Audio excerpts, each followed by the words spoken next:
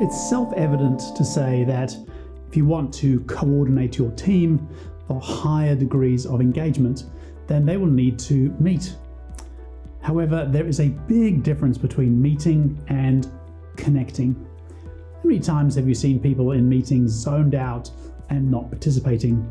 Even before meetings begin, most people, they're on their devices, or even worse, disrespecting other participants by being late. Together, we have the power to inspire, connect, and deliver on new opportunities and rich experiences that can open doors to innovation and progress while growing global economies and increasing well-being. Wise words from Tayyu. The frustration here can be a lot of capable individuals, but missing the mark as they fail to connect with those around them and understand their part in the coordinated whole. What we want is a level of relationship and understanding between team members that multiplies their effectiveness because they understand the context in which they are operating. When you get this right, great things happen because all of your team's resources and attention are focused on achieving an aligned and agreed outcome. If you don't achieve this, then whilst you can get things done, it's usually with a high degree of frustration, false starts, and misunderstandings. The principle we're dealing with here is that a team is more than the individuals involved, and there's value between the roles. As a leader, we need to connect with those we lead with each other. You may be the smartest person in the room, but you're not always right. You have one perspective, one set of experiences, and one worldview. Regardless of how smart and experienced you are, if you're human, you're often wrong, or as we like to say, not quite right. When we are surrounded by a team, why wouldn't we unlock that potential and leverage the collective experience in the room?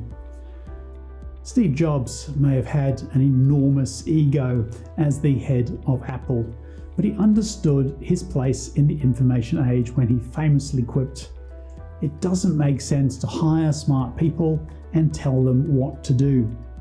We hire smart people so they can tell us what to do."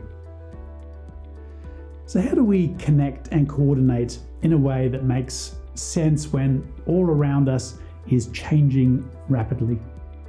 The cadence of decision making is amplified in a fast-moving environment. So too is the collaborative cycle. This is our new normal in the digital revolution. You can also be more effective by reducing the number of people having input. Whilst you should absolutely maintain diversity and ensure your representation of your organization at the table, minimizing the numbers makes sense when urgency is required. John F. Kennedy had his fair share of crises, as is unfortunately traditional in his family. He said this, "In a time of domestic crisis, men of goodwill and generosity should be able to unite, regardless of party or politics." It is a time to coordinate for connection and collaboration. But why? You get a better answer because you have a more diverse view and more intelligence and experience to draw from. Plus, you get buy-in. That great and somewhat underestimated commercial multiplier. They build it, they will own it and make sure it happens. That gives you momentum and productivity, two essential ingredients in getting stuff done. During the early days of the turnaround at Gloria Jean's Coffees, I went and met the 400 franchise partners around Australia, 20 at a time. They were angry, and quite rightly so. I took the time to listen, heard the stories, and helped them prioritize what they needed. Despite some obvious cynicism, I was transparent and came away with a clear insight into their real issues. When we co-created solutions, the buy-in was such that sales turned around very quickly. No collaboration produces no buy-in, and no buy-in produces no result. This was a coordinated approach to connection. You don't have to have all the answers. Most of them will be in the team you will have already assembled. Be transparent, open up to your team.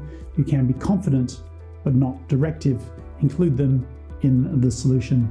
Remembering, leaders talk last. Relationship and creating a safe environment are the drivers of connection. Don't fall for the temptation to make decisions without collaboration. The irony of that is, if you wait, share, ask, discuss, and then act, you'll go faster and get a better outcome. It's like links in a chain. It only works when they're connected. So start to plan your connections and coordinate your collaboration. If you'd like to know more about how, let us know. We can help.